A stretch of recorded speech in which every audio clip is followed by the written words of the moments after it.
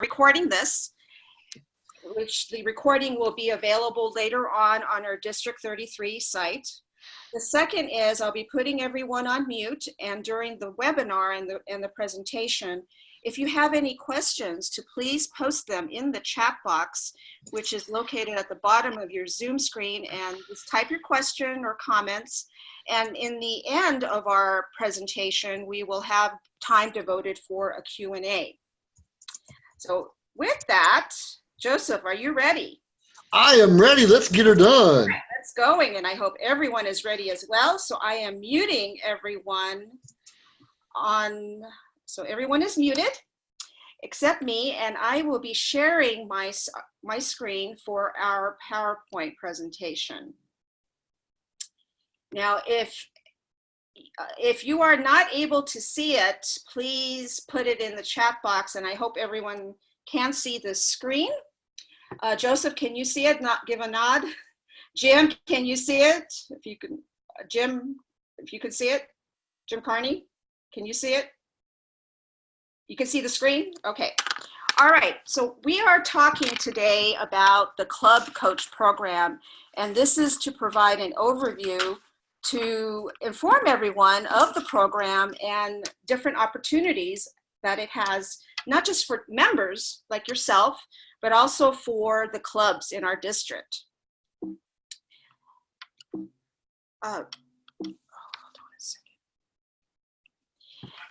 Our session topics for today will cover 4 areas. We're going to cover, Joseph and I will be covering the purpose of the Club Coach program. Second, why you should consider serving as a club coach. Third, an overview of the roles and responsibilities of a club coach. And then lastly, we'll talk about how do you become a club coach. Before we talk about all the aspects of the Club Coach program, we thought it would be important to give an overview of things, because everything related to the Club Coach program is all related to our mission. Our mission, we have different missions that all of you may or may not be familiar. The one that we're all familiar with is our club mission, which all of you know is our club mission is to provide a supportive and positive learning experience in which members are empowered to develop communication and leadership skills, which result in greater self-confidence and personal growth for our members. Related to that is the reason why we do what we do is because the purpose and the mission of Toastmasters International is that our overarching mission as an organization worldwide is that we empower individuals to become more effective communicators and leaders. In alignment with our TI mission is that all the districts in the world, including ours, District 33, to align with the mission of TI and to support what happens at the club and the club mission, that our district mission is to we build new clubs and support all clubs in achieving excellence. When you keep that in mind in terms of the district mission, our mission in alignment with the district mission to build new clubs and support all clubs in achieving excellence is that our district director has set our District 33 goals to achieve as a district this year, to achieve Smedley Distinguished.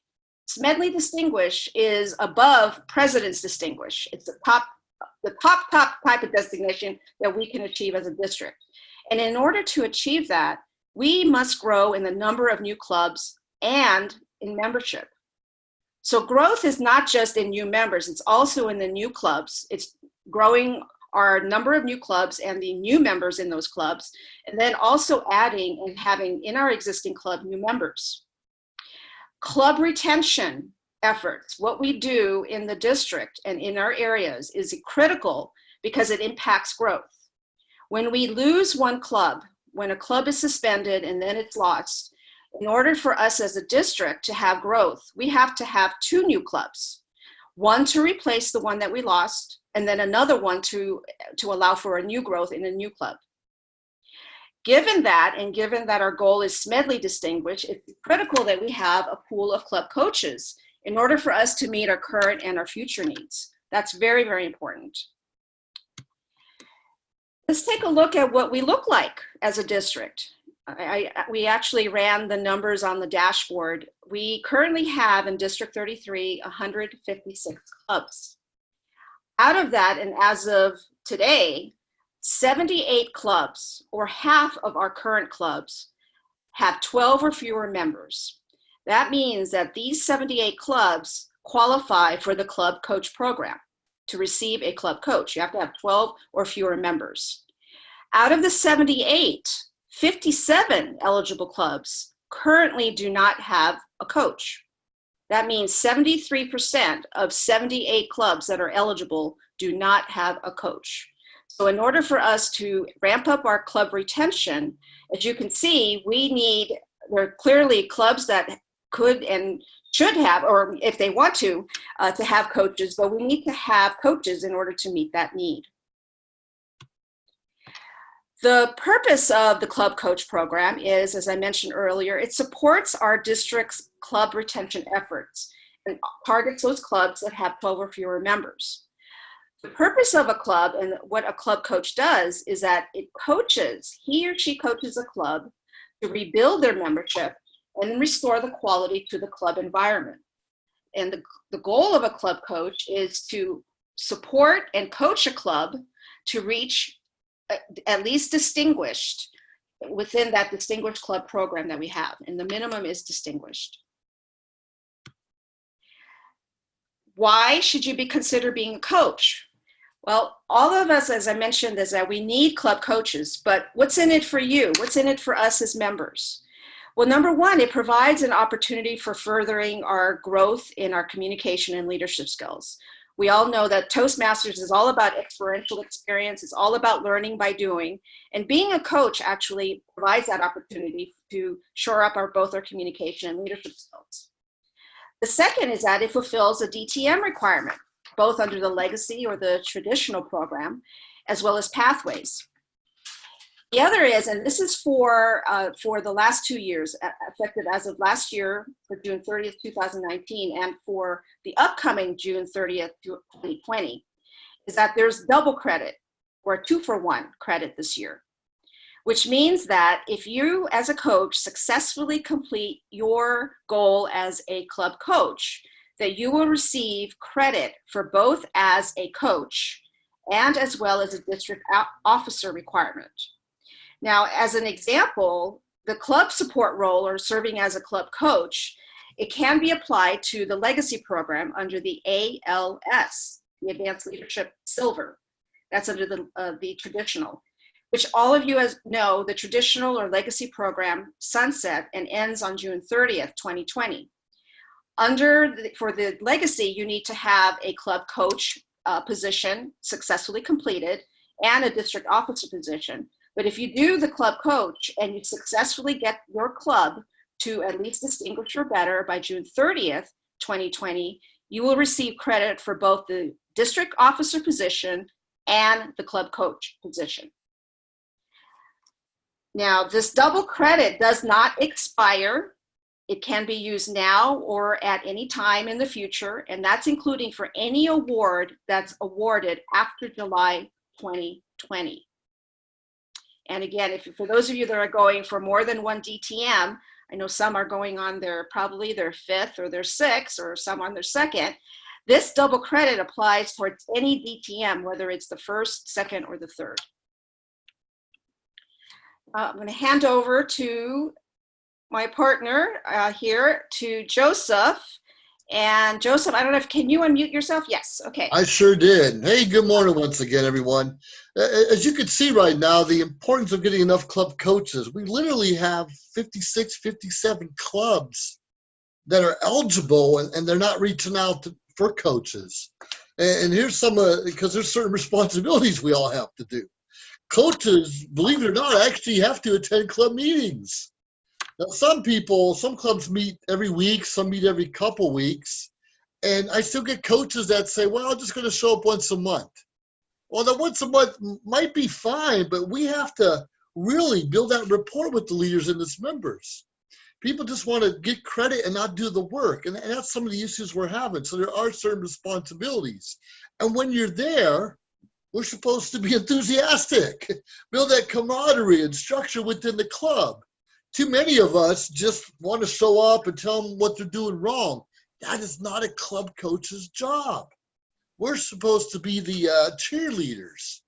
Obviously you go in there, you assess the club environment, you make those recommendations, find out what's working, what's not working. But we're not there to dictate to them what to do. We're there to work with the club leaders to develop their own club success plan. And when we take away our own egos and what we think is going to work and actually work with them, then we find a way to encourage the club to strive for their own distinguished club. We have to help them buy into our ideas and suggestions, but ultimately they have to buy into it and say, yeah, we want to do this. Let's become distinguished. So there's certain responsibilities. All right, where's the other page at?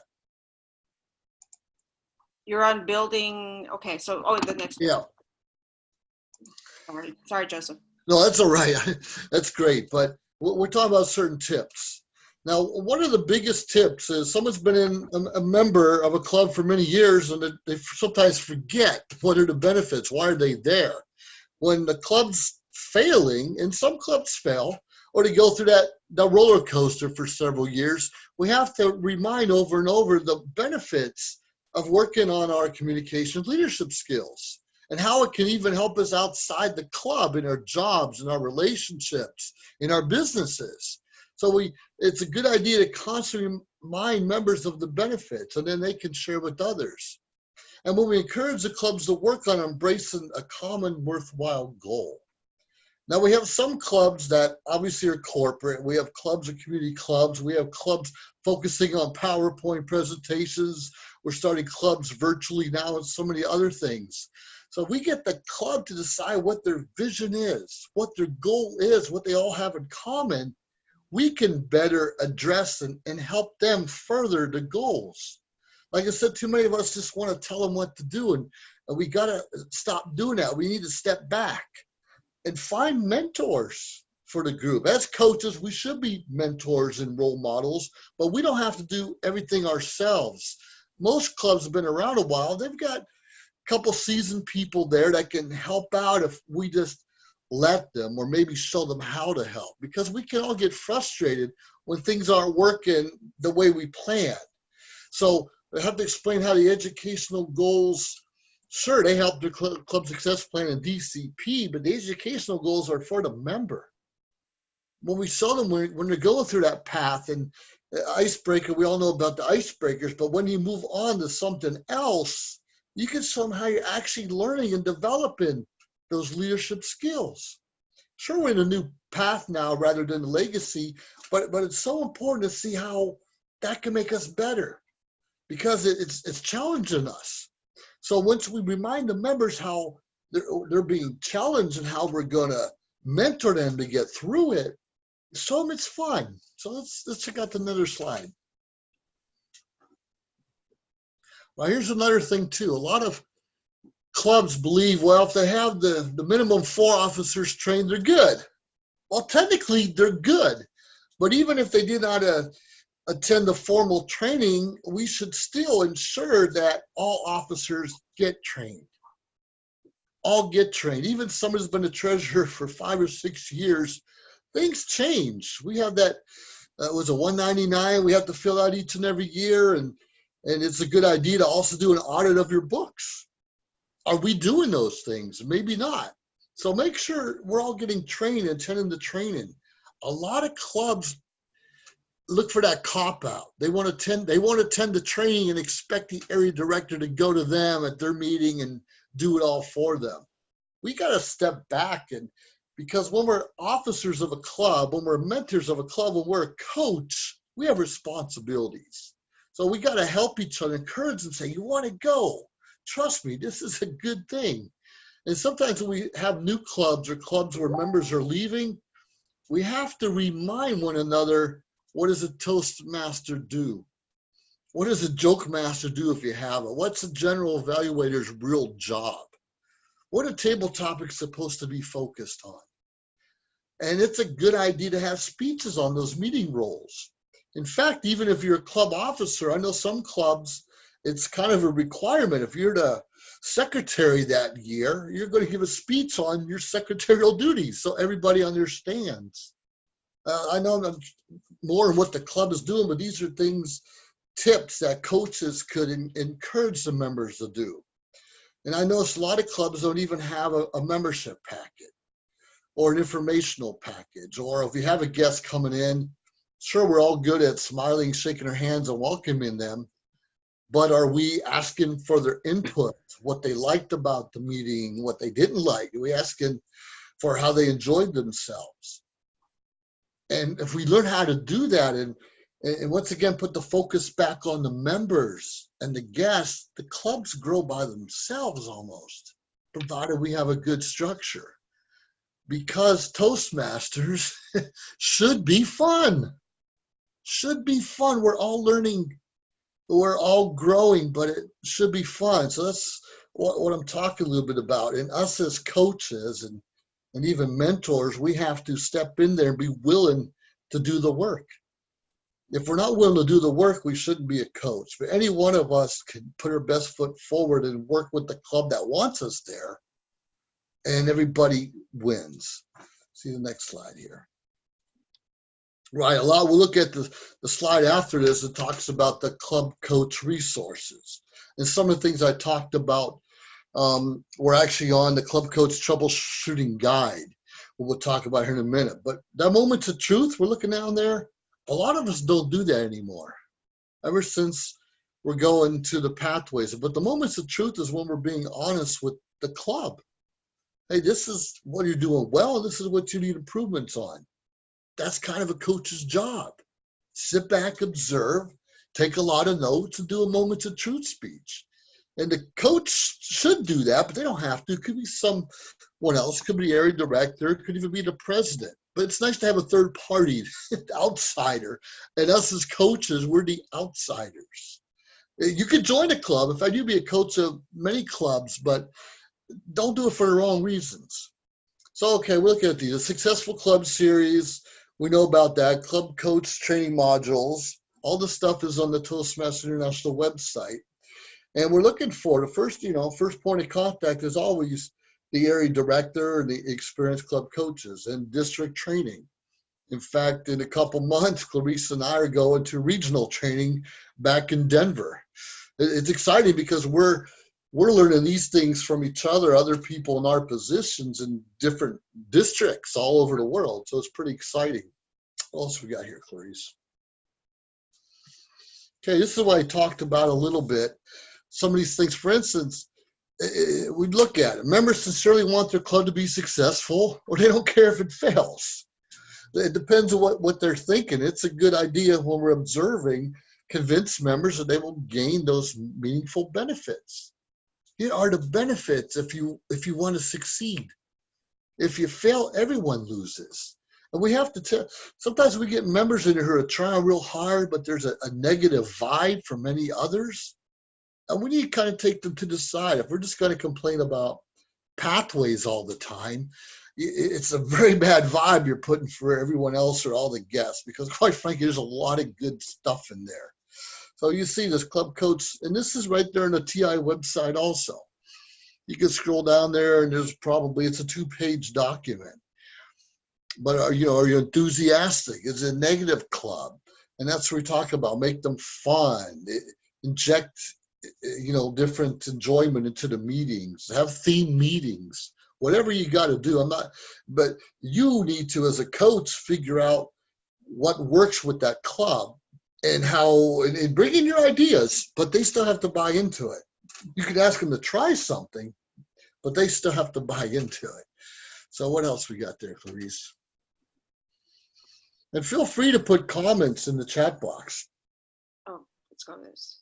Okay, so I pass the baton. Pass the baton. Let's be the club coach now.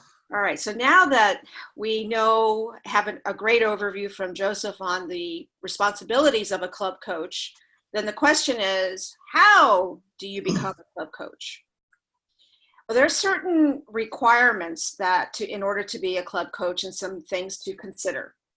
One is because of it's important that the individual or the Toastmaster be an experienced Toastmaster. As you saw, there are different aspects of how a coach will support and coach a club.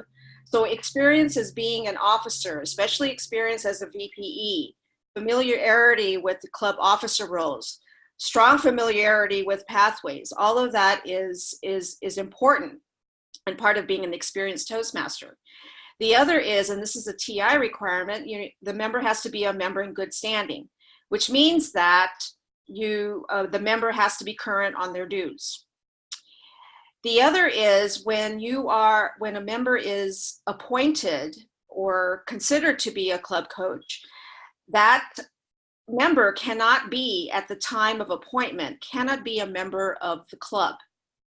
Once the member becomes, and it is approved by TI and officially becomes appointed as a coach for that club, they can join the club as a member, but it cannot happen before that appointment has officially occurred.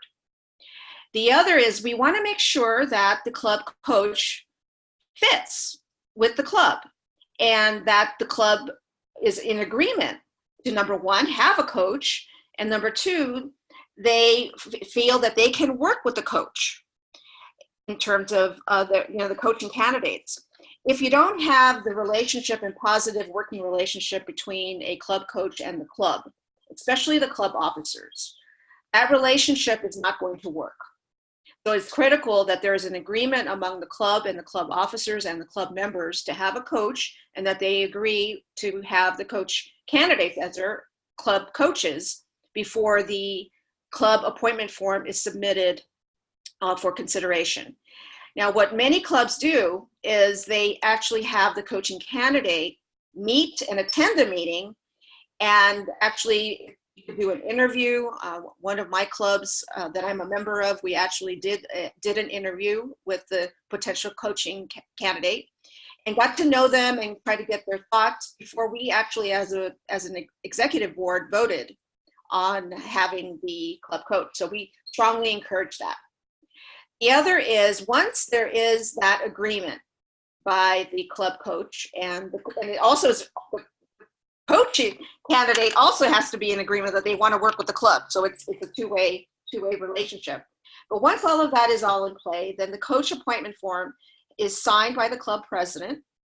Our district has a specific line item that we added on the coach appointment form. And then it is submitted to me as the club growth director for this year. Once I receive it, I sign it. I put the date of the appointment date, and I submit it to TI for their final approval. What they will do is, the final approval happens at TI. What they will do when they receive that club coach appointment form is that they will look on the dashboard to confirm that, number one, the club is still eligible to receive a club coach, which means that their membership numbers have to be 12 or under.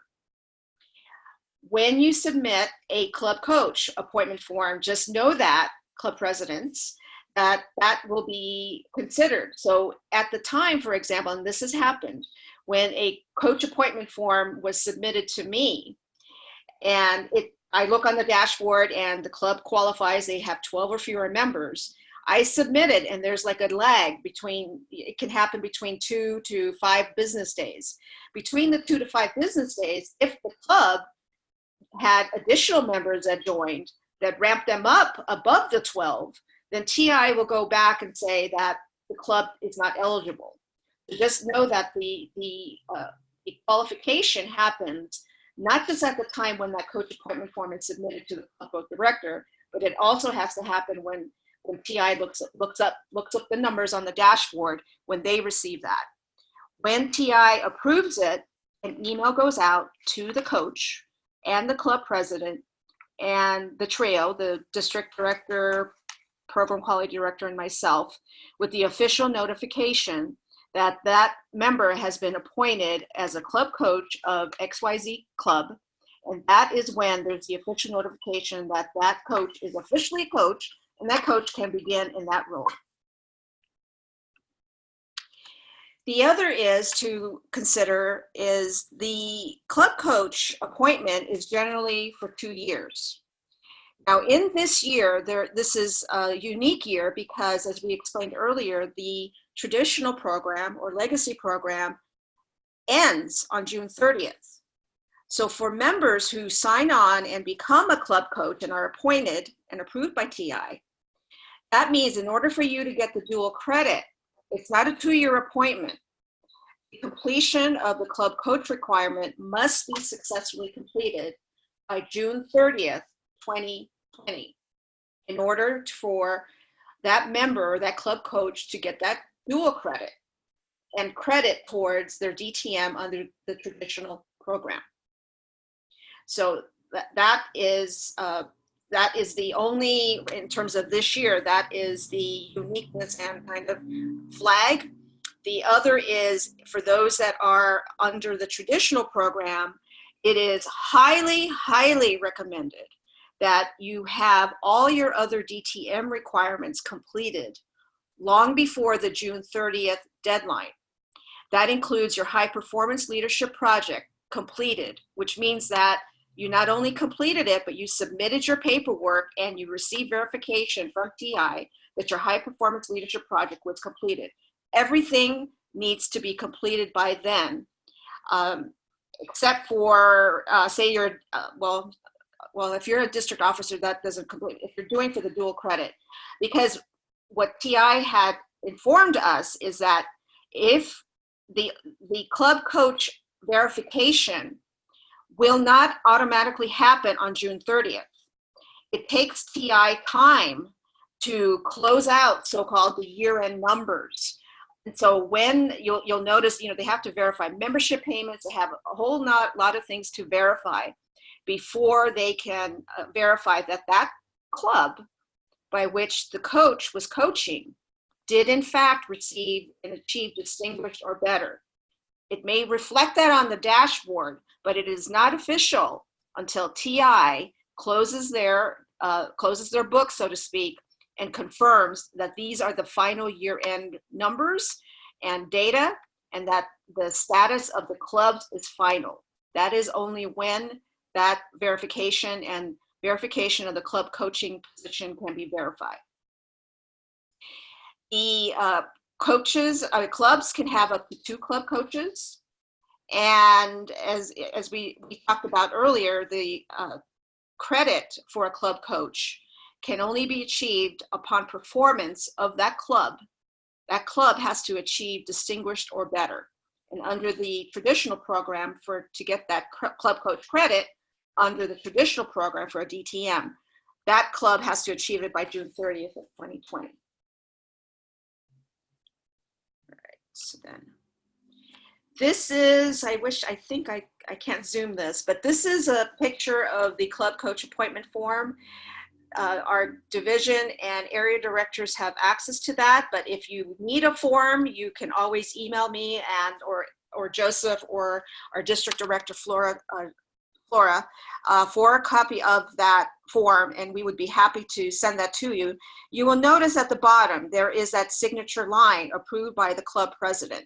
That is something that has to be signed by the club president.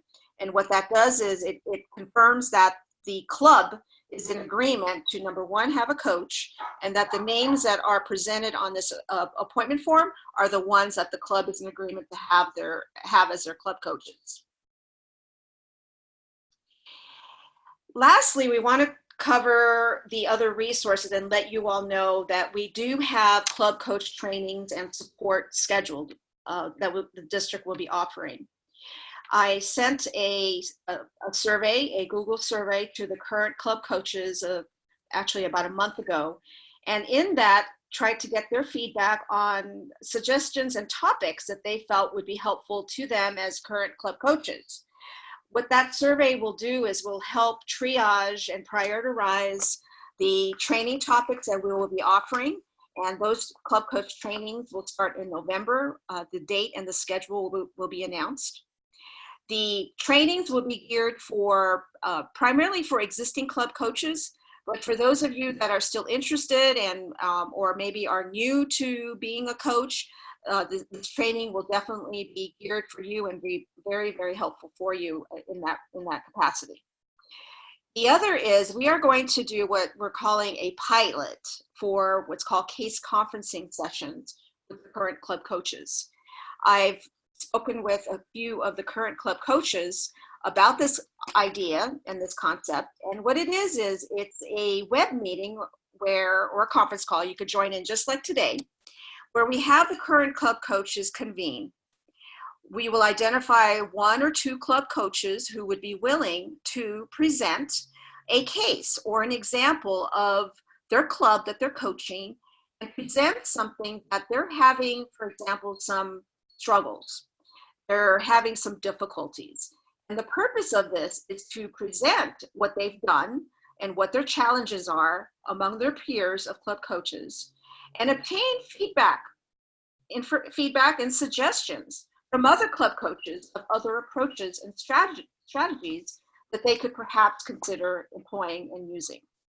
This type of model is done with counselors. It's a way for, like I said, it's another way in the sense of getting feedback and being able to support each other in the role of club coaches.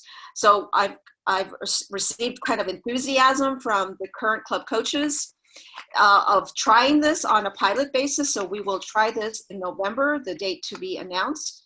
And we'll try it probably for a couple times and gauge from among the club coaches whether or not this session was helpful. If it is helpful, we will continue it. If it is not, then we'll figure out, is this something we can do differently? Or maybe we just scratch it all together. We'll see it, but everyone is willing to try it. And this is a different approach that we're going to that we will be employing in the district to provide additional support for our club coaches. The other is we have under the club growth, we have a committee called the Club Retention Committee, our chair is Distinguished Toastmaster Debbie Allman. And she is leading and working with me as Club Growth Director for different committees. And the committee under her leadership will be providing additional guidance and suggestions on how to better support our current club coaches so that we can build our pool of coaches to address the needs that we have clearly, as well as clearly right now and in the future. So with that, we are now going to our Q&A. We have now about 30 minutes. I'm going to stop sharing the screen. We have, wow, Joseph, we have 22. All right. Thank you all for joining us. 22 questions. Okay, so let's go and scroll up. Okay, well, I like this. Okay, so here, Jim, reminder, looks great to us. All right, so let me read this. This is from Marcia. I am a coach, and this term became president of a club with less than 12 members. We are working on club growth by making some changes.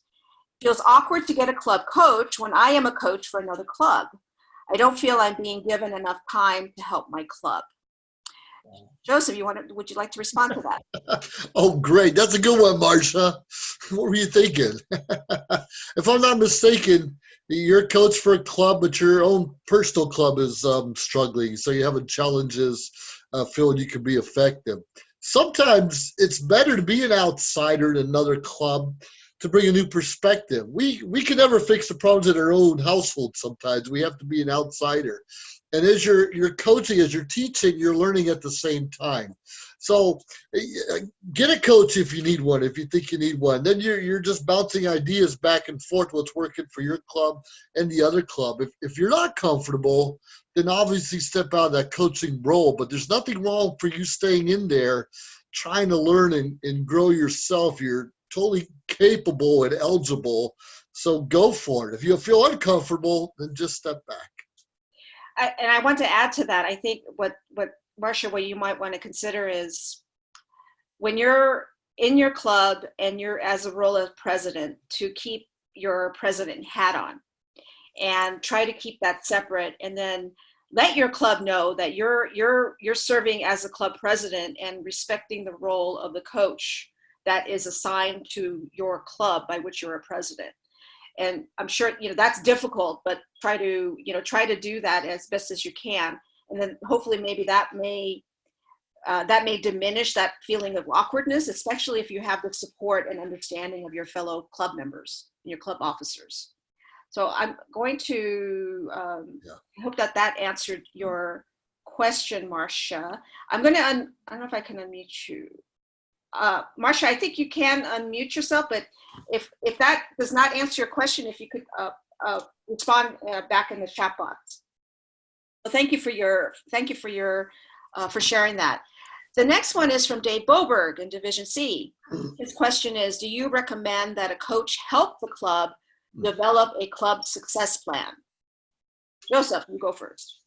Well, absolutely. I answered that. That's part of our jobs as coaches, is to go in there, observe the club, find out where they need some help, and then when we're helping them develop that club success plan, which it has to do with membership and bringing in new members and some fun to the club, then it will grow. So it is our job to step back, assist them.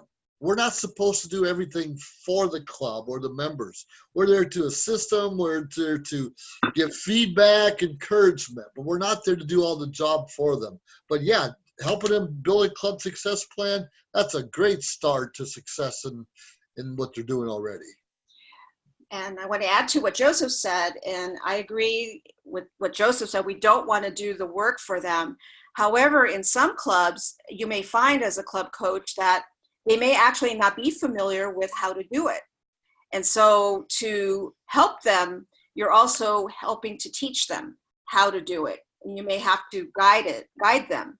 And that's probably one of the important roles of a club coach, because if you do that even in the beginning, then you create the precedent, you create the experience within the club, so that in the next year, for example, that you'll have more experienced members who are now familiar with how to put together a club success plan. Excellent question, Dave. Absolutely. All right, so next one is a comment from Joseph. A coach should help a club develop a success plan. That's often the key in bringing them to distinguished status. Now, Jim put in a link to different other resources, which we will create a resource for club coaches. We're working on putting it on our District 33 website. So Jim put some excellent resources called the First Class Coach. There's a link in the chat box. Another one is that Club Coach Troubleshooting Guide, which we did a screenshot in our presentation. And then he also did the club appointment form. And Joseph's showing that on the screen. Yep. All right, so now with Dave, question is there a minimum progress level in pathways that you recommend a person should have achieved for becoming a club coach? Joseph, we'll go first. Well, I recommend, a lot of us look at, if you want to go to an advanced club. So in my mind, and we talk about a lot being advanced Toastmaster. And as far as the traditional program or legacy program, to be advanced, you finish at least your CC to 10 speeches. In the Pathways program, it's usually level 2 that you can join an advanced club. So we look for more advanced people who've done several speeches and through the leadership themselves. So we're looking at those, at least level 2 is CC, and eagerness to do the right thing for the right reason. A lot of people just want to be coaches to check off that box, and that's okay, but you have to want to help that club out. You really want to have to do it. And for someone who just started Toastmasters 2 months ago, wants to be a coach, I don't think that's appropriate until they get a little experience themselves. Okay. All right. I thought that was, don't have anything to add to that. Dave, I hope that answered your question. And if not, if you have a follow-up, please, if you could add that to the chat box. Now here we are, Joseph had commented, we are looking for an eager person wanting to help for the right reasons. A CC or a level 2 is recommended. The next one is coming from Jim Carney. Question, will you need me to help with training the coaches? And I would respond to that as a, if you agree, Joseph, as a yes, and also to work with our club retention committee and to coordinate with Debbie Allman, our club retention chair. So we can definitely have you definitely, we know, as a resource, Jim, and really appreciate it. So let's try to figure out how to do that. Greg Morrow had responded for their division, that to perhaps talk to Caroline, their division director, and other area directors on a club coaching session at the TLI. We will, that's an excellent idea. And I think we need to, I know that what we want to do is we want to be able to coordinate everything, but not saying that we're just offering it for a specific division, but to really look at it is we're all helping each other. We may be in respective divisions and respective areas, but at the end of the game, we're all in the same family. We may have different rooms, but we all live in the same house, okay, so to speak. Who's making dinner? We're all achieving together. We're all achieving Smedley Distinguished for the end of this year. So let's figure out how best to do that, to be able to provide that training for everyone within the division. And yes, Greg, it is a huge house. We have lots of room. We have a big mansion. And when we're Smedley Distinguished, we're going to have a lot of big house party to celebrate. That's for sure. So, now with that, are there any more questions? We're at 142. Give us some questions. Give us some feedback. We really want this to make it interactive so we can all learn, grow. Now, this recording will be available on our District 33 website, and I will try to figure out a way to email it out. I'll probably email it out to the division and area directors and club presidents and VPEs to circulate the link when that is available. And then again, it will be available on the District 33 website as well. All right, so any other questions, comments? We have 19 people on. Hey, I really want to encourage you not to be afraid to take on the job of a coach. There's only so many clubs we're going to be able to start a year where you could be a sponsor or mentor. So most of us have to go into that challenging coach role, but it's so rewarding. And once we do that, it just helps us overall become better Toastmasters and better leaders. It's challenging, but we have a team to help support each other. So don't be afraid to take on a role. Parts unknown, they can say, right? Now we have a question from Chris.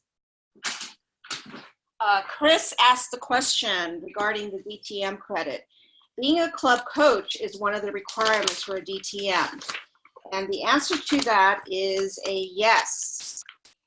For the legacy program, the traditional program, the club coach requirement falls under the ALS, Advanced Leader Silver. And in the Advanced Leader Silver, you have to do speeches in the Advanced Communication Series. You have to complete your high performance leadership project or program. One of them is you have to serve as a district officer, and the other is you have to successfully serve as a club sponsor, mentor, or, and I'm emphasizing, or coach. So that is completing for the legacy is one of the requirements for a DTM under legacy. However, in order to complete that, you can either do a club sponsor, mentor, or coach. If you have not served as a district officer, that's where the double credit comes incredibly handy, because if you do a club coach, then you would successfully complete that district officer requirement for the ALS and also the club support requirement, which is under the club coach. Now, the other is, I want to actually clarify something because we tend to use the word mentor interchangeably. There are two ways to define mentor. We have mentors in our clubs. That is the member in a club who mentors another member. And that is specific to being on a one-on-one within that club. The other is we use the term club mentor. Club mentor is a term that refers to new support for new clubs. Once a club is chartered, the new club receives support from up to 2 club mentors. Those are club mentors who are seasoned Toastmasters. In a sense, they're like club coaches. However, for a new club, the new club has no or little to no experience in Toastmasters. They're not familiar with the functionary roles. They're not familiar with setting up the agenda. They're not familiar with their club officer roles. They're not familiar with pathways, all of that. The club mentor's responsibility and role is to support that club in all those aspects so that they are up and running and can function on their own as a club within 6 months from the time that they're chartered. And once they're ready and can function on their own to the optimal level, then the club mentor's job is done. Club mentors serve for a minimum of 6 months. But unlike club coaches, club mentors, in order to get credit for a club mentor, it is not required that a club perform at a certain level. It is only dependent on how much time that club mentor served, and that's a minimum of 6 months. However, the club president has to sign off on the paperwork for the club mentor. So I just want to distinguish that we understand that there's the 2 differences. And then I don't have it handy. The other question on the DTM for club coach for pathways. Joseph, you want to, that is a requirement? That is a requirement. I'm not really sure. I'm hoping to work it out myself. Just started my second path. But there is somewhere we have to be a coach, and I believe probably similar to mentoring and sponsoring clubs now, there's going to still be that requirement. Wherever it is, we have to do it eventually if we want to move up in the educational realm. So like I said, don't be afraid to do it. And we're changing things, but being a coach is a great way to get a head up and head start. But as I mentioned in the chat box, the club has to accept you. And it might not be the right fit. You might have to find a different club to coach, or unless you can change their mentality and show that you're the best benefit for them. It can be challenging. So we really have to sit back and not dictate what has to be done. You just kind of got to sit back and see where you can fit in and help them out. Okay, what I want to do is I just pulled up, for those of you that want to see it, I pulled up the Dtm application for pathways. So I can show you what that application looks like as it relates to the DTM and the club coaching requirements. So let me move can you see this screen? Yes. Okay, so this is the Dtm application for pathways. So when you're all done, you'll have to verify things like your path completion. You have to verify your club officer completion. And then you'll notice that there's a verification for a district role. You have to be, club officer, you have to have held 2 club officer positions by which you helped complete a club success plan and you attended a club officer training. That is similar to the traditional. There is also the district leader completion, completing a district officer role. And then you'll see here, it's either serving as a club mentor or a club coach. So either or. A club mentor has to do with that new club. It has nothing, it's not the mentor that's in a club, it's the one that is supporting a new club. So if you serve either as a club mentor or a club coach, that is where you have to fulfill that requirement. And then the other part is you have to serve as a club sponsor, have completed a speechcraft, or a youth leadership program. And those are the requirements. So fulfillment of the club coach will fulfill this part. And if you complete successfully your club coaching requirement before June 30th of this year, you can get this counted, the district leader completion, and this one here, the club coach. You'll get the dual credit for this year. After July 1, 2020, we don't know, we haven't heard from TI if they're going to extend this double credit. So even if you are in Pathways now and you feel you're ready to be a club coach and you're getting your DTM on Pathways, consider this so you can get this dual credit, especially if you have not yet served in a district role position to complete that. Yeah. All right. So let me go back to, I have to stop sharing here. Hold on. How do I, oops.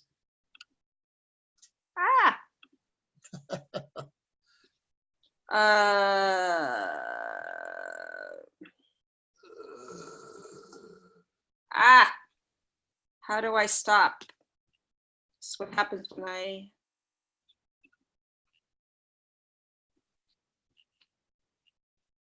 Hey, Clarice, you have to go to the top of your screen and a menu will pop down. yeah, I'm trying to, Where'd it go? I'm lost in the Zoom land here. Unmute leader to, nope. That's good. You can still get your chat. Oh, here, stop share. Okay, I got it. I found it. Okay, so thank you, Tim. And let's see here. We have the 151. So let's see here. Okay, so the question we left off, where are these slides? This is from Jim Carney. Where are these slides going to reside? We will find a home for now, but it will reside in my Google Share Drive, which I will share with everyone. I think I recognize all these names. So how you got this information, I will be sharing this, the link to this PowerPoint on my Google Share Drive to all the division and area directors and the club presidents and VPEs. And then we'll put that on a link also on the District 33 page with the link for that PowerPoint as well. Let's see here. So Joseph, sponsor, okay, you did that. Dave, hopefully this doesn't happen, but if a club doesn't feel that their coach is doing a good job or isn't as constructive as they expected, what should and can the club do? That's a great question, and I have the answer to that. The answer is, at any time during this club-coach relationship, either the coach or the club, through the club president, can basically terminate or end the club coaching relationship at any time. And how you do that is that you would send me as club growth director, club president, an email. And I will email TI, copy the club president, and let them know that basically we won't give any reasons. There's no reason to do that, but to notify TI that the club coach is no longer, however, notify that relationship is no longer working, and to remove that club coach's name from the list as a club coach assigned to that club, and TI will remove it and will inform the club coach and the club once that is done. Once that name is removed, then the club is free to appoint another coach in replacement if they choose to. But if there are currently 2 club coaches already assigned, you cannot appoint another coach until that one other name is removed, because a club can only have up to 2 coaches appointed at one time. But there's a process, so you can sever that relationship or end that relationship at any time from the club coach as well as the club. Joseph, is that? No, that's exactly right. I put something like that in the chat box. Last year I was club growth director. It just wasn't a fit for a couple people. Someone, the president himself says, this coach isn't working. We don't want you here no more, sadly. And in other cases, the coach, like, I'm frustrated. Nothing's happening here, and they had to step down. So those kind of things do happen. And it's good to notice those things early. So either the coach can find another club to coach later on, or, you know, the club can find the right fit for them. So the sooner the better if you're having problems in those relationships. Try to work it out first, though. Yes, and that's why it's important. If I strongly recommend that the club conduct almost like an interview of coaching candidates, and to make sure that you can find things that may not work for you. It could be personality, it could be whatever it is. But like Joseph said, the earlier you can identify that, the better. So you don't have to get into that type of role. But sometimes that it's unavoidable and unexpected. All right, so Dave has a question. Can a current area director be a club coach? Yes, the answer to that is yes.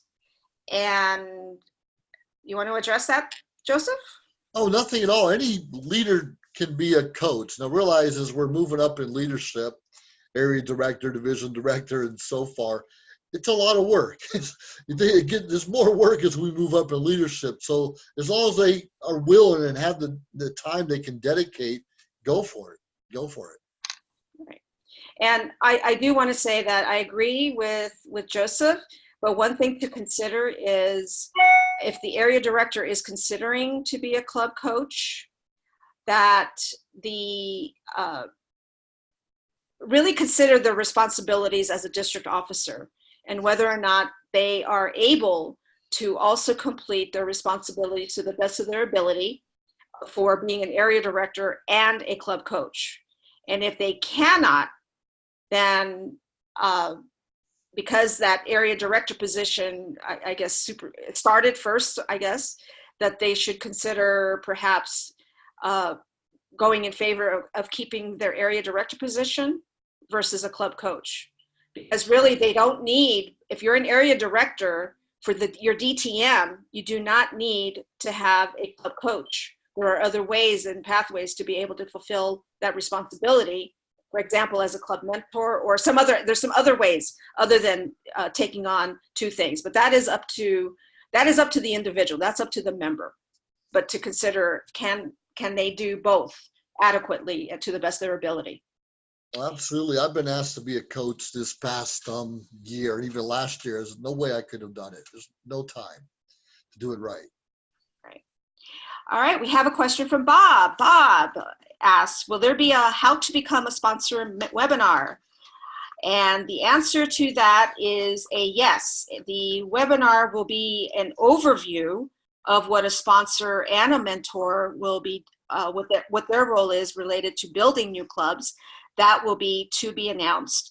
At the same time, just know that as we have new clubs that are being close to chartering, meaning we're moving forward with chartering. There is a demonstration meeting scheduled.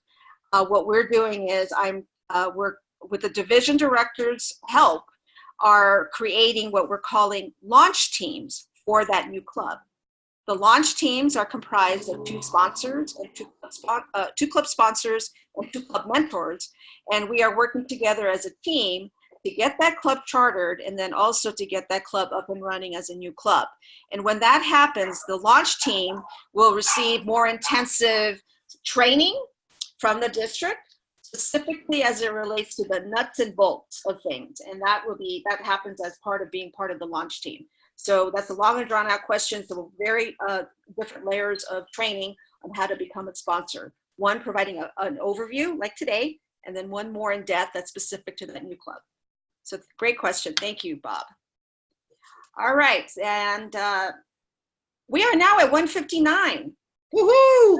Any other questions? And in keeping with the Toastmaster way, we are going to end this meeting actually almost at 2 o'clock. And thank you all. Joseph? Oh, no, absolutely right. Thank you all for stepping in. The questions are very valuable for all of us. But if you want to be a coach, get in there. We'll help you. But make sure it's the right fit for the club so everybody wins. Have a great day, everyone. Wonderful. Now have a wonderful rest of your weekend. Those of you around the fires, stay safe. And we'll talk to you all soon. Take care, right, everyone. See Bye-bye. you guys later. Bye. You want to cancel? Stop.